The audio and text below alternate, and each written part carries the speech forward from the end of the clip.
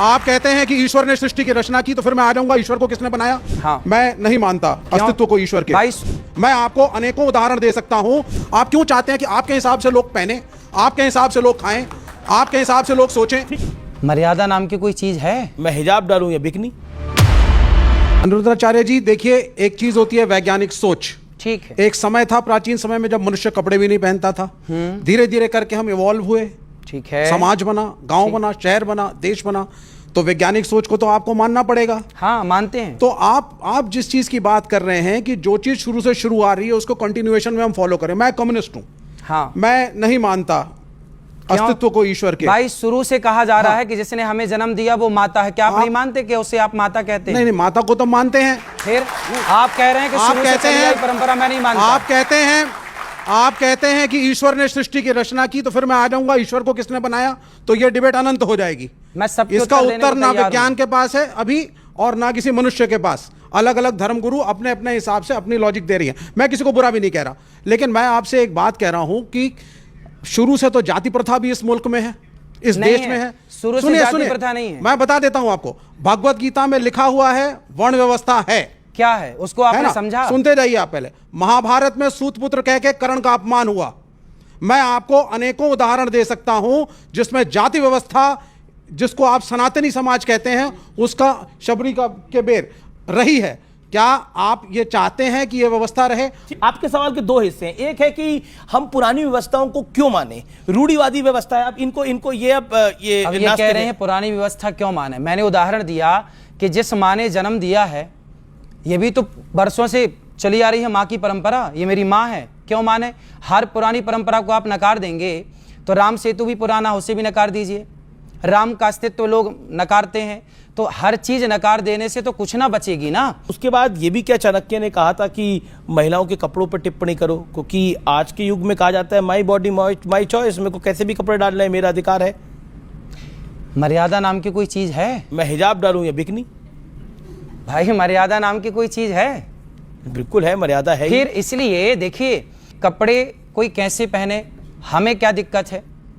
अभी पिछले मैं किसी ने कहा, किसी बहन ने, कि मैं कैसे भी कपड़े पहनूं, आपको क्या दिक्कत है? मैंने कहा बात ठीक कह रही हो आप, हमें क्या दिक्कत है? तुम कुछ भी मत पहनो, जरा से पहनो, हमें क्या दिक्कत है? भाई पहनना ना पहनना तो आपकी पसंद है, हमें क्या दिक्कत है? बात ठीक है। लेकिन हम एक पिता, एक माँ अपने बच्चों को तो यही सिखाएगी ना, बेटा थोड़ा मर्यादा में रहो। देखिए, समय के साथ संस्कृति की परिभाषा बदलती है। खान पान, पहनावा, यहाँ आप देख रहे हैं अमीश जी ने जो वस्त्र पहने हैं, मैंने पहने, इन्होंने पहने, शर्ट पैंट पहने हैं, ये भारतीय संस्कृति में पहले नहीं थे। खान पान में आज बच्चे हैं, पिज़्ज़ा भी खाते हैं, चाउमीन भी खाते हैं, बर्गर भी खाते हैं, और जाते हैं घर के पास जाके मोमोज भी खा के आते हैं। पर डॉक्टर मना करता है कि ना खाओ। वो ठीक है, साफ मोमो खाएंगे तो नहीं बीमार पड़ेंगे। तो हमारी संस्कृति में खान पान, पहनावा, सोच, एजुकेशन सब बदलता है। आज लड़कियां भी पढ़ रही हैं, तो आज जो एक स्त्री है, एक लड़की है, वो एक लड़के के बराबर है, उनमें कोई भेदभाव नहीं है। एक लड़की का अधिकार है वो क्या पढ़े, क्या पहने और क्या खाए। इसका एक मॉरल कंट्रोलिंग धर्मगुरु और कथावाचक क्यों करना चाहते हैं? आप क्यों चाहते हैं कि आपके हिसाब से लोग पहने, आपके हिसाब से लोग खाएं, आपके हिसाब से लोग सोचें? ठीक है जी, ये सवाल है कि आप क्यों चाहते हैं कि आपके अनुसार हमारे हिसाब से। देखिए, अब बताइए, आप मोमोज खाइए, आप पिज्जा, बर्गर, चाउमीन इत्यादि खाइए, हमारे हिसाब क्या है? हम कहते हैं बेटा अंकुरित अनाज खाओ, अंकुरित करके खाओ, आप ज़्यादा से ज़्यादा फल खाओ, आप ज़्यादा से ज़्यादा हेल्दी चीज़ें खाओ, शुद्ध देसी गाय का मस्त दूध मिल जाए तो दूध पियो। हम तो आपके हित के लिए कह रहे हैं।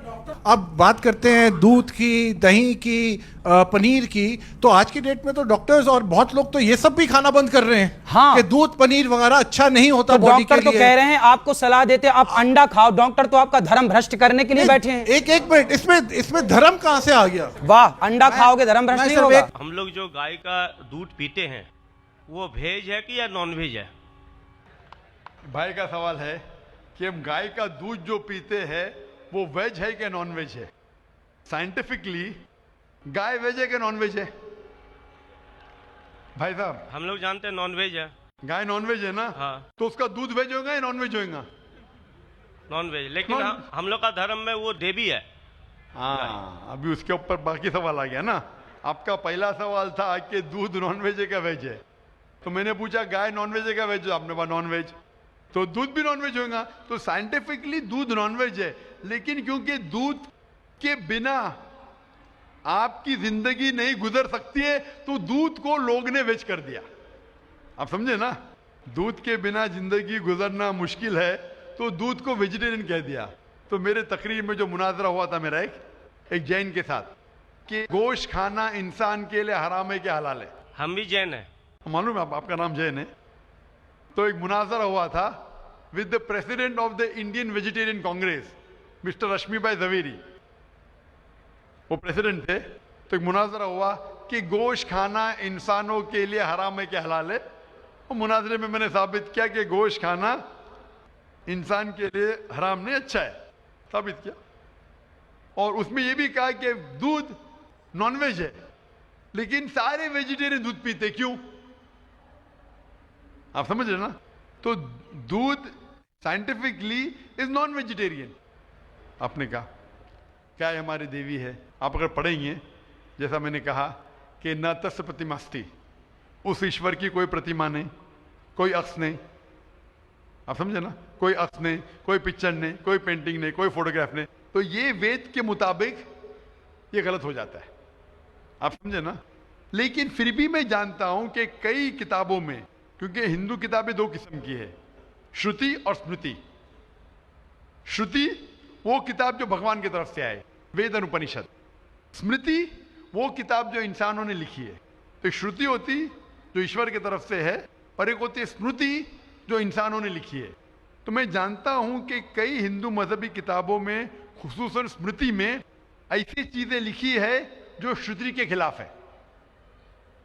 ये आप देखेंगे, गाय आपकी देवी है, वो आप वेद में नहीं पाएंगे, आप नीचे वाली किताब में पाएंगे। तो जब भी कोई ऊंची या नीचे किताब में टकराव हो तो मैं मानना चाहिए ऊंची किताब।